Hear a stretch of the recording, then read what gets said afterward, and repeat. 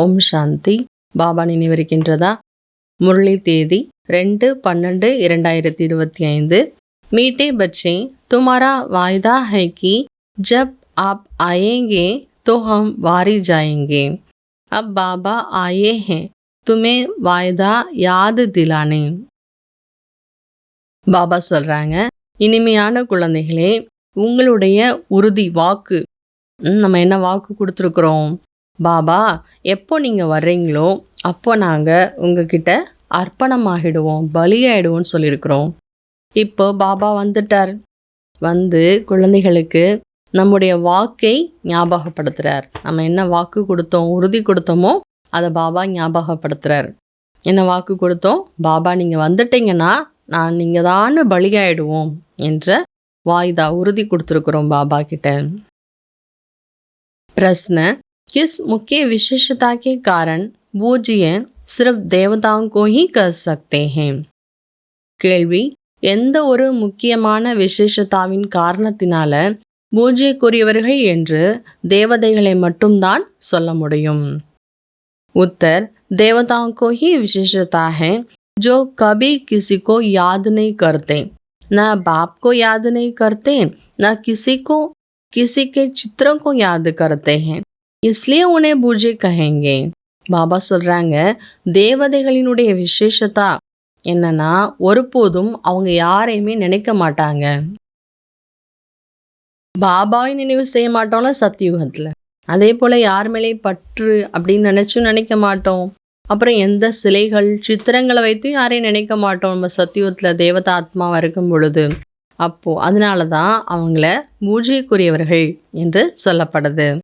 वहाँ सुख ही सुख रखता है, इसलिए किसी को याद करने की दरकार नहीं.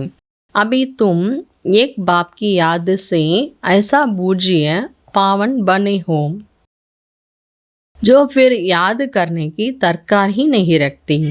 அங்கே சுகமே சுகம்தான் இருக்கும். ஆகையினால யாரை நினைக்கணுங்கிற அவசியமே இருக்காது. இப்போ நாம் சங்கம் யுகத்தில் ஒரு பாபா நினைவிலிருந்து அப்பேற்பட்ட பூஜைக்குரிய ஆத்மா ஆகிடுறோம், தூய்மையான ஆத்மா ஆகிடுறோம். அங்கே யாரையும் நாம் நினைக்க வேண்டிய அவசியமே இருக்காது. அந்த அளவுக்கு நாம் சுகமாக இருப்போம். ஓம் சாந்தி. मीठे मीठे रूहानी बच्चे, आप रूहानी आत्मा तो नहीं कहेंगे. रूह अथवा आत्मा एक ही बात है. रूहानी बच्चों प्रति बाबा समझाते हैं. பாபா சொல்கிறாங்க, ஓம் சாந்தி. இனிமேலும் இனிமையான ஆன்மீக குழந்தைகள், அதாவது ஆன்மீக ஆத்மான்னு சொல்ல முடியாது. ஆத்மா அப்படின்னாலே ஆத்மானாலும் சரி ஆன்மீகனாலும் சரி ஒரு தான் விஷயம், ஒன்று தான். அதனால தான் பாபா என்ன சொல்கிறாரு, ஆன்மீக ஆத்மான்னு சொல்லலை, ஆன்மீக குழந்தைகளின்னு சொல்கிறாரு. ஆன்மீக குழந்தைகளுக்காக பாபா புரிய வைக்கிறாரு. आगे कभी भी आत्माओं को परमपिता परमात्मा ने ज्ञान दिया नहीं. बाबा खुद कहते हैं, मैं एक ही बार कल्प के पुरुषोत्तम संगम पर आता हूँ. பாபா சொல்கிறாங்க, இதற்கு முன்னால் ஒருபோதும் பரமாத்மா ஆத்மாக்களுக்கு எந்த ஞானத்தையும் கொடுக்கல. பாபா ஸ்வயம் சொல்கிறார், நான் கல்பத்தில் ஒரு முறைதான் வருகின்றேன், சங்கம் யுகத்தில் மட்டும்தான் வருகின்றேன். ऐसा और कोई कह नहीं सकते सारे कल्प में सिवाय संगम युग बाबा खुद कभी आते ही नहीं. அதே போல் முழு கல்பத்திலையும் சங்கம் யுகத்தில் மட்டும்தான் பாபா வர்றார். பாபா ஒருபோதும் வர்றதே கிடையாது அப்படின்னு சொல்லவே முடியாது. பாபா இந்த சிருஷ்டிக்கு ஒவ்வொரு சங்கம் யுகத்திலையும் வந்து கொண்டு தான் இருக்கின்றார். பாப் சங்கம் பர் ஹி ஆத்தே ஹி ஜப் பக்தி பூரி ஹோती है. अब बाबा फिर बच्चों को ज्ञान देते हैं. பாபா சங்கம் யுகத்தில் தான் வர்றார். எப்போ நம்ம ஒவ்வொருத்தரும் பக்தியினுடைய பாடத்தை முடிச்சிடுறோம், அப்புறம் ஞானத்தினுடைய பாடம் ஆரம்பமாயிடும். அப்படி ஸ்கூலில் ஒரு பாடம் முடிஞ்சதுன்னா அடுத்த பாடம் எடுப்பாங்க. ஒரு கிளாஸ் முடிஞ்சோடனே அடுத்த டீச்சர் வந்துடுவாங்க அடுத்த கிளாஸ் எடுக்கிறதுக்கு. அதுபோல் நம்முடைய சக்கரத்தினுடைய நாடக சக்கரத்தில் எப்போ நம்ம பக்திங்கிறத கம்ப்ளீட் பண்ணுறோம், அப்போ அடுத்து பக்திக்கு அடுத்த நிலை ஞானம். இப்போ ஞானத்தை கொடுப்பதற்காக பாபா வர வேண்டியதாக இருக்கின்றது. अपने को आत्मा समझ बाप को याद करो. कई बच्चों के लिए बहुत मुश्किल लगता है, परंतु सहज है, परंतु बुद्धि में टीक रीति बैठता नहीं. तो घड़ी घड़ी समझाते रखते हैं. பாபா சொல்றாங்க, தன்னை ஆத்மான்னு புரிந்து பாபா நினைவு பண்ணுங்க. இது ரொம்ப சகஜமான விஷயம். ஆனால் குழந்தைகளுக்கு சிலருக்கு ரொம்ப கஷ்டமாக தெரியுது. எதனால் கஷ்டமாக இருக்குது? ஈஸியான விஷயந்தான். ஆனால் எப்போ அதை நமக்கு கஷ்டமாக தெரியும்? எப்போ நாம் சரியான முறையில் புரிஞ்சுக்கலை, இல்லை புரிஞ்சுக்கிறதுக்கு முயற்சி பண்ணலை, அப்போ தான் நமக்கு ஈஸியான விஷயம் கூட கஷ்டமாக தெரியுது. அதனால் பாபா அடிக்கடி புரிய வைக்க வேண்டியதாக இருக்கிறது. समझाते हुए भी नहीं समझते हैं. स्कूल में टीचर 12 मास पढ़ाते हैं, फिर भी कभी कोई नापास हो पढ़ते हैं. அடிக்கடி பாபா சொல்றாரு, புரிய வைக்கிறாரு. புரிய வச்சாலும் கூட சில குழந்தைங்களுக்கு புரிய மாட்டேங்கிறது. பாபா சொல்றாங்க, ஸ்கூல்ல கூட பாருங்க, ஸ்கூல்ல டீச்சர் 12 மாதங்கள் கற்றுக் கொடுக்குறாங்க.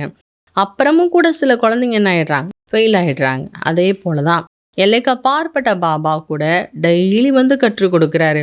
இப்போ நம்ம டெய்லி முரளி கேட்டால் தான் பாஸ் ஆக முடியும், புரியவே முடியும். பாபா திரும்ப திரும்ப சில விஷயங்களை புரிய வச்சுட்டே இருக்கார். அப்படின்னா அவர் எந்தளவுக்கு நம்ம புரிஞ்சுக்கணும்னு நினைக்கிறாரோ அந்தளவுக்கு நாம் இன்னும் என்ன ஆகலை, புரிஞ்சுக்கல.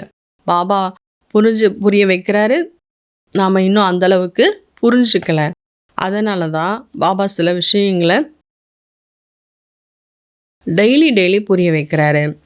फिर भी कोई को उदाहरण होते हैं, कोई भूल जाते हैं. இப்போ டெய்லி பாபா புரிய வைக்கிறார், டெய்லி வந்து கற்றுக் கொடுக்குறாரு. அப்படியும் கூட சில குழந்தைங்களால தாரணா பண்ண முடியுது, சிலரால் தாரணா பண்ண முடியல. சில குழந்தைங்க மறந்து போயிடுறாங்க.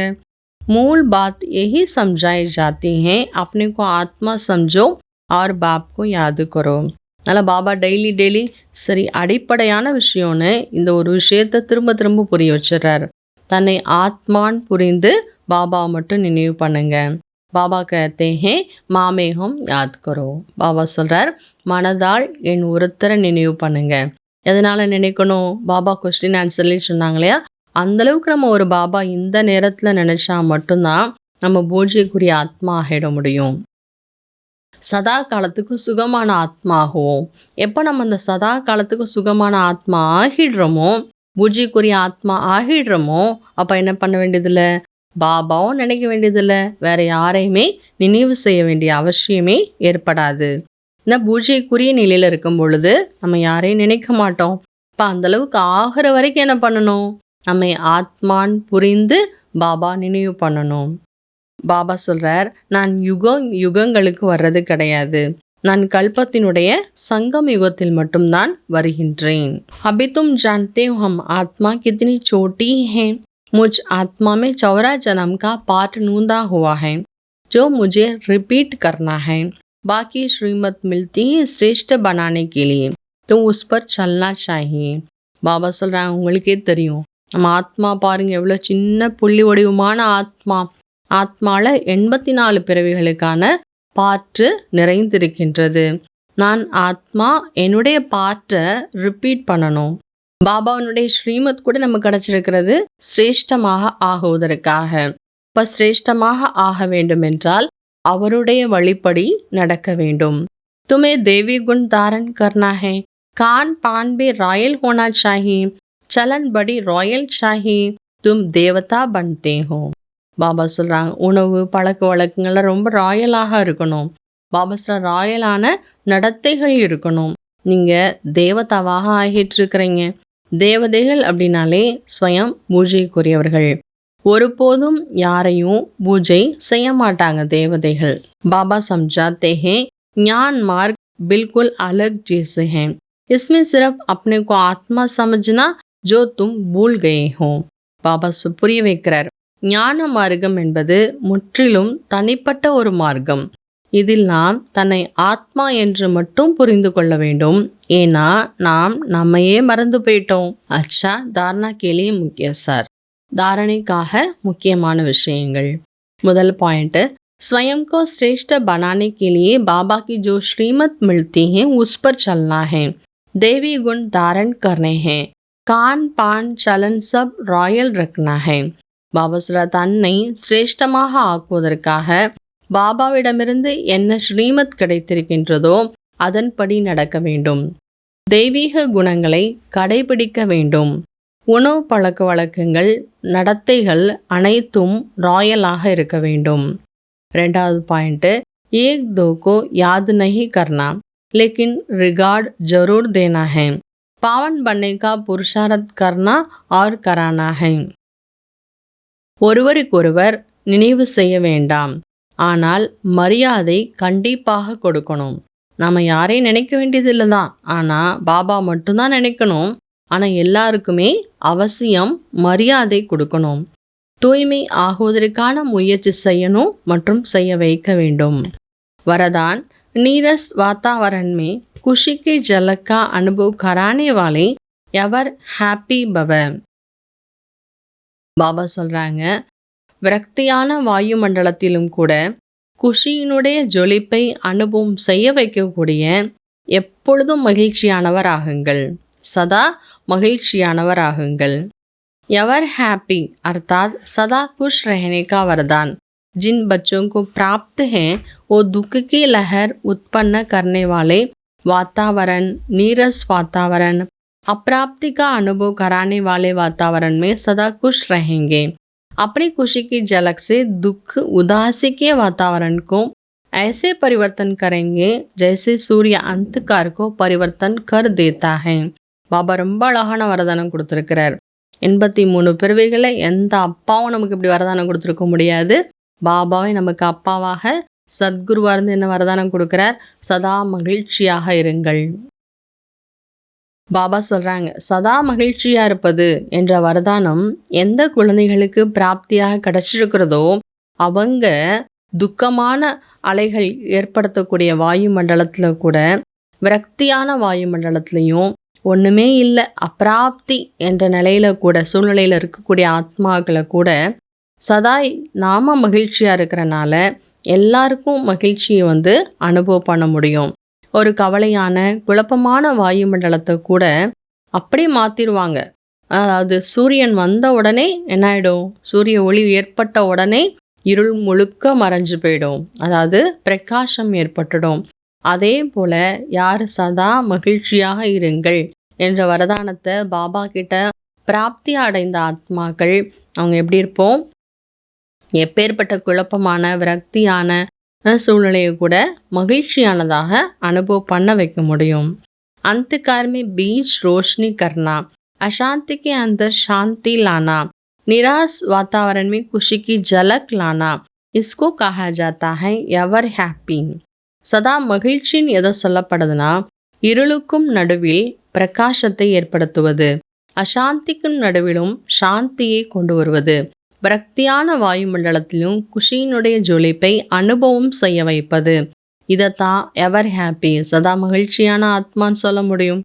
நிகழ்கால நேரத்தில் இந்த சேவை ரொம்ப அவசியமானதாக இருக்கிறது. ஸ்லோகன், अशरीरी वो हैं जिससे शरीर की कोई भी आकर्षण अपनी तरफ आकर्षित न करें. அசரீரி என்றாலே அவர்கள் சரீரத்தினுடைய எந்த ஒரு கவர்ச்சியும் தன் பக்கம் கவர்ச்சிக்கவே முடியாது. அவர்களை தான் என்ன சொல்லப்படுது, அசரீரி ஆனவர்கள் என்று சொல்லப்படுது. அவ்வக்த இஷாரா பாபா என்ன கொடுத்துருக்கிறாங்க, சம்பன்னம் மற்றும் கர்மாத்தீத் ஆகணும் என்ற ஈடுபாட்டை அதிகப்படுத்தணும், ஈடுபாட்டிலே தான் இருக்கணும். கர்மாத்தீத் என்றாலே கர்மா செய்கிறதுலேருந்து விடுபட்டவங்களாகிறது, கர்மாவே செய்கிறது கிடையாது, கர்மாவே செய்யக்கூடாது என்பது கிடையாது, கர்மாலேருந்து விடுபட்டவராக ஆகுவது என்பதே கிடையாது. கர்மா தீத் என்றாலே கர்மா செய்தாலும் அந்த கர்மங்களில் மாட்டிக்காமல் இருக்கிறது, கர்ம பந்தனத்தில் மாட்டிக்காமல் அதுலேருந்து விடுபடுறதுக்கு பேர் தான் கர்மாத்தீத் என்று சொல்லப்படுது. அப்போ கர்ம பந்தனங்களில் மாட்டிக்காமல் கர்மாத்தீத் நிலை அடையணும்னா கர்மா செய்து கொண்டே கர்மாத்தீத் ஆகணும். அப்படின்னா கர்ம யோகத்தினுடைய ஸ்திதி, இந்த ஸ்திதி தான் கர்மாத்தீத் ஸ்திதியை அனுபவம் செய்ய வைக்கும். கர்மயோகிங்கிற ஸ்திதி ரொம்ப அன்பான நல்ல ஒரு மகிழ்ச்சியான ஒரு ஸ்திதி, ரொம்ப எல்லாருக்கும் பிடிக்கக்கூடிய ஒரு ஸ்திதி கர்மயோகி. பாபா நினைவிலே நம்ம சேவைகளை செய்வது, செய்பவர் செய்ய வைக்கக்கூடியவர் அவர் என்று அவருடைய நினைவில் நாம் இந்த சரீரத்தின் மூலமாக கர்மா நான் செய்கிறேன் என்று இருக்கக்கூடிய நிலை தான் கர்ம யோகி ஸ்திதி. இப்போ இந்த கர்ம யோகி ஸ்திதி ரொம்ப ஒரு நல்ல ஒரு ஸ்திதி. அதே போல் விடுபட்ட ஸ்திதி எல்லாருக்கும் ரொம்ப பிடிக்கும். அதே நேரத்தில் விடுபட்ட ஸ்திதி ஆகையினால எவ்வளோதான் பெரிய காரியமாக இருக்கட்டும், உழைப்பாக இருக்கட்டும், ஆனால் அப்படி நம்ம செய்யணும். நான் ஒன்றும் செய்யவே இல்லையே, நான் ஒரு வேலையை பார்க்கவே இல்லையே, நான் விளையாண்டுட்டு இருந்தேன் அப்படிங்கிற அளவுக்கு எவ்வளோ பெரிய காரியங்களாக இருந்தாலும் ஈஸியாக செய்ய முடியும் கர்ம யோகி நிலையில் இருக்கும்போது. அப்போ தான் நாம் கர்மாதீத் ஆக முடியும். ஓம் சாந்தி.